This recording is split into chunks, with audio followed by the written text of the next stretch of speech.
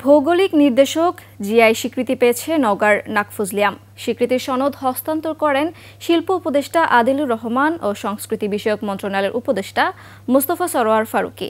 এতে করে এই আমের পরিচিতি ও চাহিদা বাড়বে। বিস্তারিত নাইম আহমেদের ডেস্ক রিপোর্টে। লিলি হালাল বিউটি সোপ, বিএসটিআই কর্তৃক সনদপ্রাপ্ত দেশের প্রথম হালাল বিউটি সোপ, দীপ্তিময় উজ্জ্বল ত্বকের জন্য।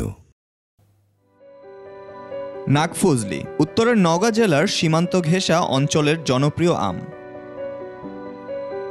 বদলগাছি জুড়ে নাকফজলির বাগান। নাকফজলি একটি নাবি মৌসুমী জাতের আম। জুন মাসের শেষ সপ্তাহ থেকে এটি পাকে এবং আগস্ট মাসের প্রথম সপ্তাহ পর্যন্ত সংগ্রহকাল। আমটি গড়ে লম্বায় 10.5 সেন্টিমিটার, পুরুত্ব 4.4 সেন্টিমিটার এবং গড় ওজন 300 গ্রামের হয়। পাকা ফলের ত্বকের বর্ণ প্রায় সবুজ থেকে হালকা হলুদাভ হয়। নাকফজলি আম খেতে সুস্বাদু ও মিষ্টি। এবার ভৌগোলিক নির্দেশক জিআই সনদ পেল নওগাঁর নাকফজলি। এতে করে জাতীয় ও আন্তর্জাতিক বাজারে বদলগাছির এই আমের পরিচিতি ও চাহিদা আরও বাড়বে বলে আশা করা হচ্ছে।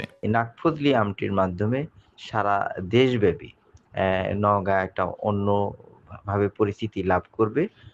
নওগাঁবাসীর পাশাপাশি কৃষি সম্প্রসারণ অধিদপ্তর এই আমটি নিয়ে আমরা গর্ববোধ করছি। 1 মে বিশ্ব মেধা সম্পদ দিবস উপলক্ষে আলোচনা সভায় নাকফজলি আম চাষী সমবায় সমিতি লিমিটেডের সভাপতির হাতে জিআই সনদ তুলে দেন শিল্প উপদেষ্টা আদিলুর রহমান ও সংস্কৃতি বিষয়ক মন্ত্রণালয়ের উপদেষ্টা মোস্তফা সরোয়ার ফারুকী।